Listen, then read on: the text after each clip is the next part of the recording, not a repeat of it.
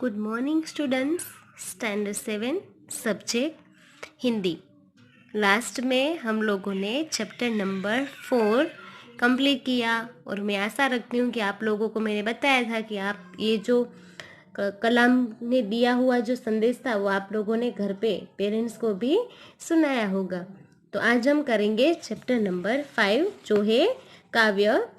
काव्य का नाम है धरती की शान। अब यहाँ पे देखते हैं कि इस काव्य में क्या बताया गया है कि पंडित भरत व्यास जी हमारे जाने माने गीतकार थे। यानी कि ये जो पोयम है वो किसने लिखी है? पंडित भरत व्यास जी ने। आपका जन्म 18 दिसंबर 1918 में राजस्थान के चुरू गांव में हुआ था। आपने कई गीतों की रचना की है। यह गीत सन 1948 में आई हिंदी फिल्म गाँव गोरी से लिया गया है। इस गीत में कवि ने मनुष्य को सबसे बुद्धिमान बताया है। मनुष्य ने अपनी बुद्धि और कठोर परिश्रम के आधार पर जल, स्थल और आकाश में कई उपलब्धियां अर्जित की है। मनुष्य प्रकृति को बहुत सीमा तक अपने अनुकूल ढालने में सफल हुआ है। मनुष्य के लिए कोई भी कार्य असंभव नहीं है। मनुष्य जो चाहे वह कर सकता है। यही भाव काव्य में अंतर्निहित है और यही बात मनुष्य की महानता का प्रमाण है। यानी कि आप सबको पता है कि इस दुनिया में सभी प्राणियों में से कौन से प्राणी बुद्धिमान है? तो वो है मनुष्य। सबके पास दिमाग तो होता ही है, प्राणियों के पास भी दिमाग होता है, लेकिन वो बोल नहीं पाते और कुछ कर नहीं पाते। लेकिन भगवान ने हमें मनुष्य लोगों को ऐसी शक्ति दी है कि जिससे हम एक महान कार्य कर सकते हैं। तो हमने तो आप लोग देखो कि आप पहले के ज़माने का देखो उसका पूरा जीवन शैली और अभी की जीवन शैली देखो कि आजकल हमारी लाइफ है वो कितनी इजी बन गई है ना। हमें सभी सुविधाएं आसानी से मिल जाती है। लेकिन वो आसानी किसने दिलाई? तो हमारे वैज्ञानिकों ने और हमारे जैसे मनुष्य ने दिमाग लगाया होगा, तभी हम आज ऐसे आराम से जी रहे ना। तो वही भाव यहाँ पे दिखाया गया है कि मनुष्य चाहे कुछ भी कर सकता है। तो यहाँ पे देखते हैं हम ये काव्य। तो पहले मैं आप लोगों को काव्य सुनाती हूँ, बाद में मैं उसका आपको अर्थ बताऊंगी। धरती की शान तू, भारत की संतान, तेरी मुट्ठियों में बंद तूफान है रे। मनुष्य तू बड़ा महान है, भूल मत मनुष्य तू बड़ा महान है।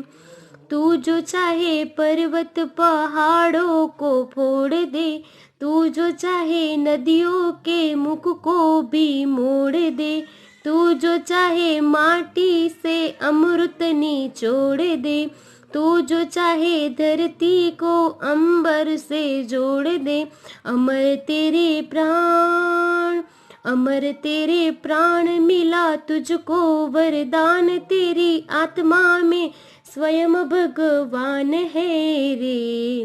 मनुष्य तू बड़ा महान है। नैनों में ज्वाल तेरी, गति में भूचाल तेरी, छाती में छिपा महाकाल है। पृथ्वी के लाल तेरा, हिमगिरी सा भाल तेरी, प्रकृति में तांडव का ताल है। निज को तू जान, निज को तू जान, जरा शक्ति पहचान, तेरी वाणी में युग का आह्वान है रे। मनुष्य तू बड़ा महान है, भूल मत मनुष्य तू बड़ा महान है। धरती सा धीर तू है, अग्नि सा वीर तू, तू जो चाहे काल को भी थाम ले। पापों का प्रलय रुके, पशुता का शीस झुके, तू जो अगर हिम्मत से काम ले। गुरु सा मतिमान, गुरु सा मतिमान, तू पवन सा गतिमान, तेरी नभ से भी ऊंची उड़ान है रे। मनुष्य तू बड़ा महान है, भूल मत मनुष्य तू बड़ा महान है ना। इसका राग बहुत ही अच्छा, तो आप लोग घर पे ये प्रैक्टिस करना।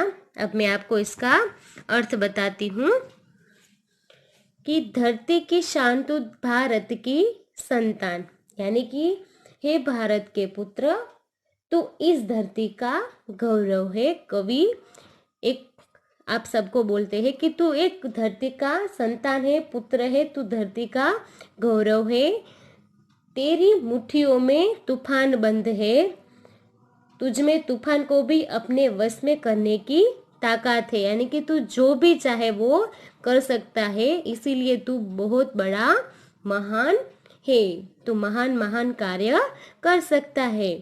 तू जो चाहे पर्वत पहाड़ों को फोड़ दे। यहाँ पे आप देख सकते हो कि आज मनुष्य ने पर्वतों को भी तोड़ तोड़ के गांव बनाए हैं, शहर बनाए हैं ना।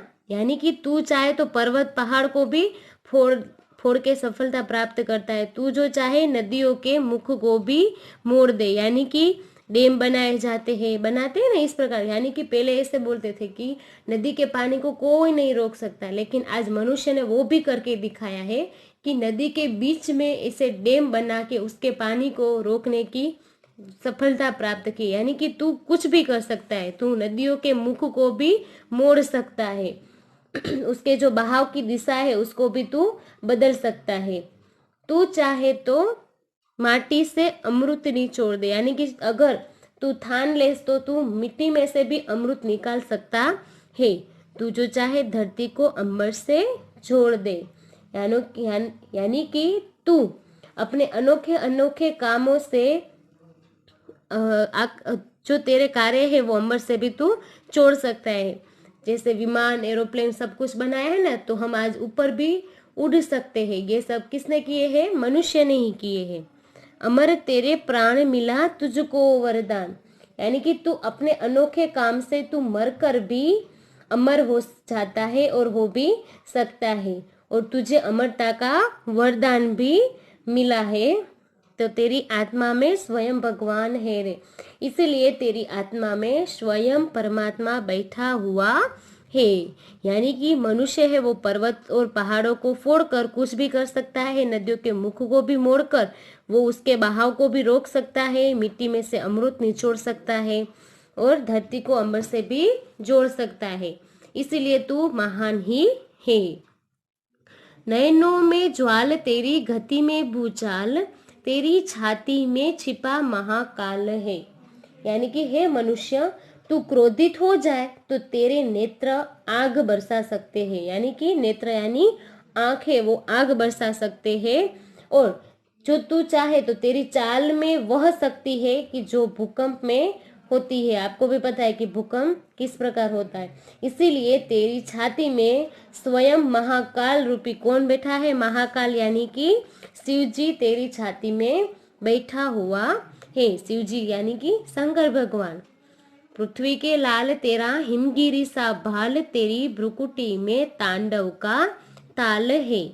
हिमगिरी सा भाल, भाल यानी कि हम जिसको ललाट बोलते हैं वो, यानी कि हे पृथ्वी के पुत्र, तेरे पास हिमालय जैसा ऊंचे दर्जे का दिमाग है। हिमालय कितना ऊंचा है, इसी प्रकार तेरे पास उसी तरह से ऊंचा दर्जे वाला दिमाग है।